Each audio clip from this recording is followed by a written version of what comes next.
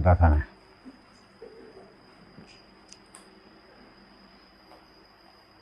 วันนี้นายทันมาเนาะ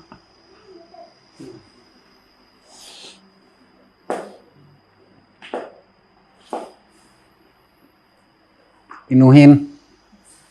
ได้รับขนมก็ได้มาเอาตี้ โอ้ยบ่ได้เลยสั่นฮีแม่มึงเอ้ยมึงอันกำลังกินเงียบๆอยู่เด้อสั่น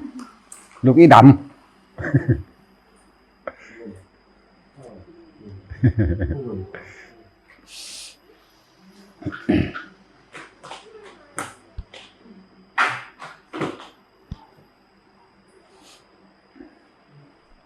เขาเจ้าสิมาถึงเวลาใดล่ะพวกกันนั้น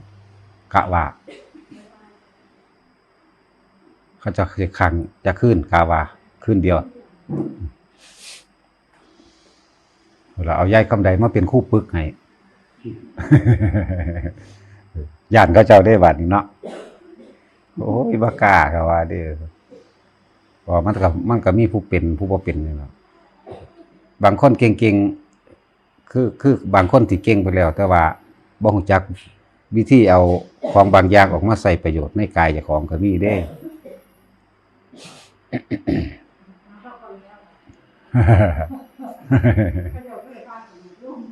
หมู่ลงว่ะบางคนผู้เขาเจ้าเก่งๆเขาเจ้าเฮ็ดอันนั้นนี่เก่งๆก็บ่เข้าใจวิธีใส่ประโยชน์บางทีมันดึงเอาต่ำๆตื่นๆนี่เด้มาใส่ประโยชน์ในกายคืออาการพวกเจ้าปวดหัวนั่นแหละเห็นว่าเขาเจ้าภาวนามาว่า20-30 ปีแล้วภาษาปวดหัวหอยเฮ็ดบ่เศร้าเฮ็ดบ่เป็นแม่นบ่แม่นยายหน่อยเนาะคือบ่เศร้าจังซั่นแหละบางทีมันก็ข้ามไปก็มีกรรมเก่ากรรมมันบังบ่ให้คิดพอตัวนี้ออกมาปกตัวนี้กบเกินตัวนี้มันหลายอย่างอยู่ จังว่าบ่ต้องนั่นดอกเฮาคิดว่าเฮามีความบังดีด้วยความบริสุทธิ์พอเฮาบ่ได้ว่าผู้ใดเก่งบ่มีผู้ใดเก่งจักกะล่ะแต่เก่งบ่เกิดมาดอก คนฉลาดเขาบ่เกิดดอกหรือคนโง่ผู้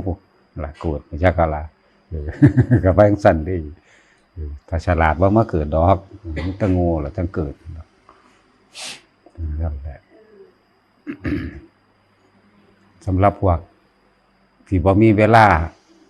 เข้ามาปฏิบัติธรรมนำวัดหม้องใดก็สร้างอยู่ไสก็ตามในโลกนี่ให้พยายามเฝ้าสังเกตความคิดเจ้าของอยากรู้จักว่า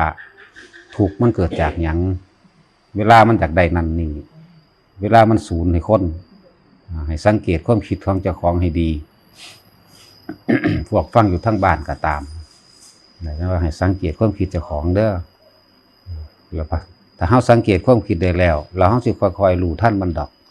แม่นเฮาสิบ่มีเวลามานั่งสวดมนต์ทำวัดหรือมานั่งทำสมาธิคือหมู่ก็ตาม มันก็คอยได้อีกแบบนึงนั่นแหละความหลุดพ้นมันบ่แม่นสิมาหลุดพ้นแต่อย่าง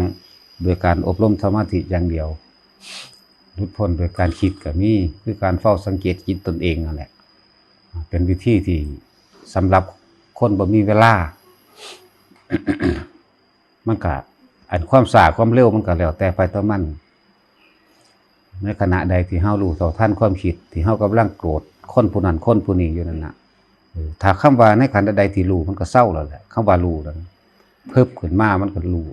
กำลังสิปรุงแต่งไปมึงมาญาติหลวงปู่แม่มึงหยังอีหามึงหยังสั่นจังซี่ซะโอ้ย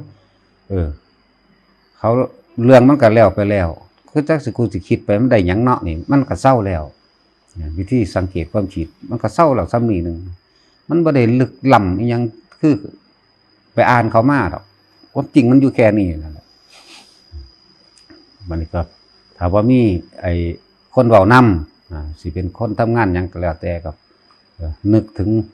คำพุทโธพุทโธในใจไปเรื่อยๆแหละมันสิคอยสังสมไป บ่ต้องไปหวังผลสูงว่าแบบนั้นแบบนี้เฮ็ดไปเรื่อยๆเอาพุทโธไปเรื่อยบ่มีหยังคิดก็คิดถึงพุทโธนั่นแหละอันนี้ก็คิดถึงขอธรรมที่เพิ่นแสดงออกมาเทียบกับประสบการณ์ชีวิตจริงของเจ้าของ แต่ว่ามันในสุดท้ายแหละทุกคนก็เดินทางสู่ความตายอยู่แล้ว ใครสิมีมากมีน้อยก็สร้างความสุขและความทุกข์แท้จริงมันขึ้นอยู่กับการวางความคิดต่างหากถ้าเฮาว่างเป็นมันมีมากก็สุขได้ถ้าเฮาว่างเป็นคือกันแม่นบ่มีหยังมันก็ว่างได้คือกันมันขึ้นอยู่กับการว่างใจให้มันเป็นกลาง ส่วนมากคนมันบ่ฝึกหัดบ่เฝ้าสังเกตความคิดเจ้าของมันไปหาสังเกตการกระทำผู้อื่นสังเกตคำเว้าผู้อื่นแล้วก็ไปยืนยันตัดสินเขาไปเป็นกรรมการตัดสินเขานั่นนี่ไปวิจัยวิจารณ์เขาความถูกมันก็เลยแล่นไปอยู่กับบุคคลผู้อื่นทั้งที่บ่ได้รู้โตเลยเด้บ่รู้โตว่าเจ้าของกำลังเป็นหยังเฮ็ดหยังกำลังสร้างภพสร้างชาติบ่ฮู้จักเข้าใจว่าตายไปแล้วติอันคำว่าภพมันจังสิเกิดขึ้นให้เฮาฮู้นั่นแหละถ้าเฮามาเรียนรู้คำสอนเพิ่นแล้วพุทธเจ้าแล้วเฮาก็สิฮู้ว่าโอ้นี่ความคิดนี่แหละเป็นปัจจัยให้เกิดอารมณ์ต่างๆเกิดขึ้นอารมณ์นั่นแหละก็คือภพได้เกิดขึ้นแล้วนั่นในความพอใจกับบ่พอใจถ้าจะตัดภพตัดชาติก็ตัดความคิดหยุดความคิดหยุดตัวเดียวมันก็อยู่หั่นแหละมันคิดมาอีกสังเกตอยู่เรื่อย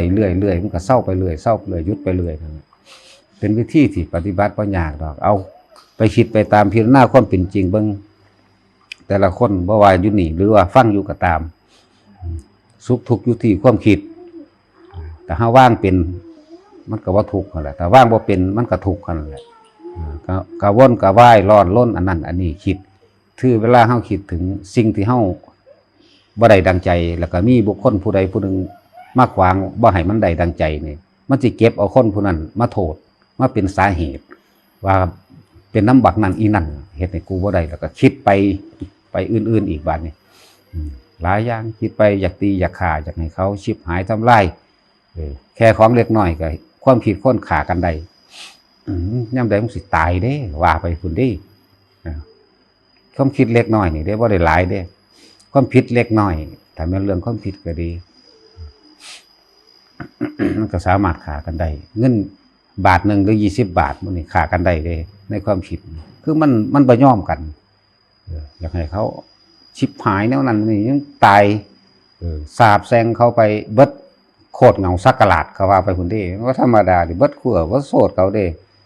ผิดกันย้ำเงิน10 บาทนี่ก็ดีอันนี้เป็นความจริงเลยเฮาผ่านเห็นมาถึงเฮามองเห็นแล้วมันก็ภาษาสำนันธรรมดาเฉยๆอยู่ ถ้าว่าทุกคนเฝ้าสังเกตความคิดไม่ต้องไปสังเกตผู้อื่นหรอกสังเกตเจ้าของนี่รวด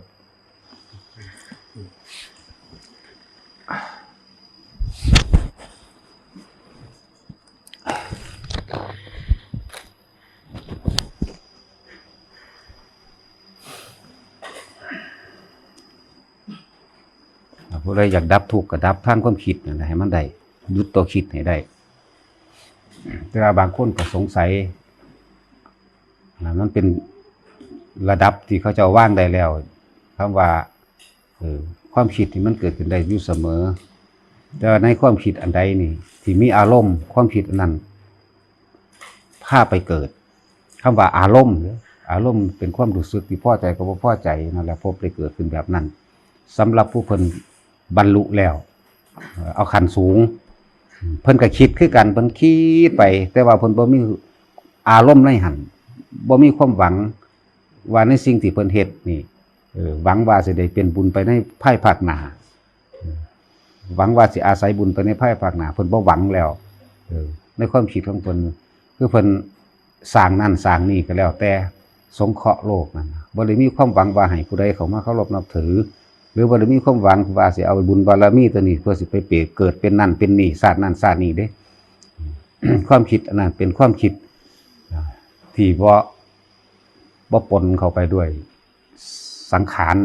ที่เฮ็ดให้เกิดนะว่าอาจสามารถเป็นภพได้แล้วความคิดอันนั้นเป็นความคิดที่บ่มีอารมณ์เป็นความคิดที่สำหรับสร้างสรรค์อย่างเดียวเฮ็ดแล้วไปบ่มีความหวัง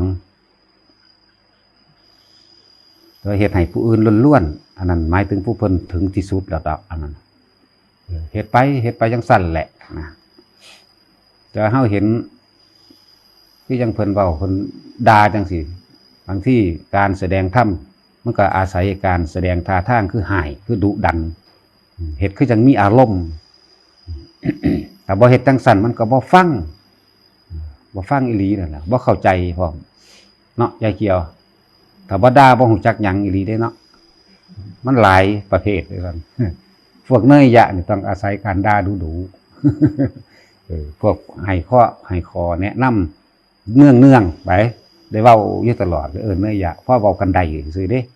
อย่าคิดว่าเจ้าของนั่นเด้นั่นแหละว่าคอยเฮ็ดไปเรื่อยๆเอาบอกวิธีที่ปฏิบัติง่ายก็คือเฝ้าสังเกตความคิดเจ้าของเองอย่าให้มันไปทำลายผู้อื่นเพราะการไปทำลายสาปแช่งผู้อื่นคือการทำลายเจ้าของเองในขณะนั้นเลยสังเกตเบิ่งเนื้อในกระดูกมันสิเต้นมันสิสั่นเข้าโลดหัวใจก็เต้นดึกเข้าศูนย์นึกวาดภาพจินตนาการตีปากเขาดึงเขาตีเขามีดฟันหัวเขาแต่ในขณะนั้นเจ้าของกำลังทำลายเจ้าของหาหัวใจมันไหวครับทึบตายในขณะนั้นเจ้าของได้ไปนรกนั้นบ่แม่นเขาเองจึงบอกว่าพยายามเฝ้าสังเกตความคิดดีๆโดยเฉพาะตัวรุนแรงนี่มันสิพาลงนรกตัวรุนแรงตัวบ่พอใจตัวโกรธตัวบ่โกรธก็จังค่อยๆซึมไปเว้าทั้งเบิดเว้าได้อยู่ดอกคือบ่ต้องคิดหยังเลยพ่อเนาะยายหน่อยไอ้ยังก็คู่แดงบ่แม่นบ่แอนเนาะผู้อ้วนนั่นคนละคนนั้นนำให้มันทันเร็วๆกว่านั้นจักกะละให้มันเร็วกว่านั้นเวลาอย่างมันพูดขึ้นมานะคิดไปเกิดไปตายทั้งใดเดี๋ยวนี้มันก็เศร้าดอกเด้อเท่านั้นเองเด้แรงกระทบมันจบไปนานแล้วบัดนี้เฮาไปดึงมันขึ้นมากระเทือนใหม่มันก็ซ้ำเป็นใหม่เด้ซ้ำเป็นปัจจุบันเอาปัจจุบันไปเป็นอนาคตเอาอดีตไปเป็นอนาคตผู้ใดคิดถึงอดีตอนาคตก็เกิดขึ้นพร้อมกันนั่นแหละแต่ว่ามันบ่มองเข้าสู่ปัจจุบันคือหยุดคิดเดี๋ยวนี้นี่เนี่ยเฮาลองคิดถึงอดีตบางเรื่องมึงดูคิดถึงแล้วก็อดีตบางเรื่องถ้าเฮาคิดว่าเฮาตายจมอยู่กับสิ่งที่เฮาคิดเรื่องอดีตติอนาคตมันสิไปไสล่ะแน่อดีตกับอนาคตมันสินำกันนั่นเด้งั้นว่าจะหน่อยฉะนั้นหยุดในปัจจุบันเพิ่นจึงมีเครื่องอยู่อันนี้เพิ่นให้อยู่กับลมหายใจถ้าผู้มีเวลาเด้ก็เฮาสังเกตลมเข้าลมออกดูมีคำบริกรรมพร้อมก็แล้วแต่ได้ทั้งนั้นแหละแล้วเฮาสิค่อยๆเห็นความคิดมันสิผุดขึ้นมาเรื่อยๆต่อไปลมมันก็ว่างถ้าลมมันว่างแล้วมันสิเห็นแต่ความตกจิตนี่เดินบัดนี้เห็นสารพัดสารพันหลายอย่างคำว่าเห็นว่ามันตาเห็นเด้ทั้งในผมได้เห็นยังเห็นความคิดนั่นแหละเห็นความคิดสร้างจินตนาการไปนั่นไปนี่เรื่อยบ่รู้จักระงับดับ ดังนั้นถ้าเฮาบ่อาจสามารถรู้ทันความคิดได้ทันทีในขณะที่มันเกิดพยายามอยู่กับลมหายใจให้ได้หยุดวิธีนั้นคือเอาความรู้สึกนึกคิดความรู้สึกทางกายเฮาเนี่ยให้มันรู้สึกว่าลมเข้าลมออกได้ส่วนความคิดก็อยู่ในคำบริกรรมนั่นเองกำกับเข้าออกอยู่พอสำนั้นเดี๋ยวมันก็ค่อยๆระงับไปเลยหรอกความร้อนรนกระวนกระวายทั้งหลายก็คอยสั่นเข้าหรอกอันคำเว้ามันเว้าได้อยู่ดอกแต่เฮ็ดมานี่มันก็เท่าไหร่30 กว่าปีแล้วผู้บางคนหักก็มาเริ่มมันก็เลยเข้าใจยากมันก็เลยรู้สึกว่ายากบางคนหักก็เริ่มแค่นี้แต่ยินแต่ฟังดำปีนี่ยังถือว่าหน่อยอยู่อย่าเพิ่งคัดแย้งอย่าเพิ่งเห็นตามแต่ว่าขอให้กระทำตามซะก่อนอย่าคัดแย้งเลยทีเดียวอย่าเห็นตามเลยทีเดียวให้เฮ็ดตามนั้นทดลองพิสูจน์ด้วยตัวเองซะก่อนมันจะค่อยๆระงับดับหายไปเองครับเอาพอ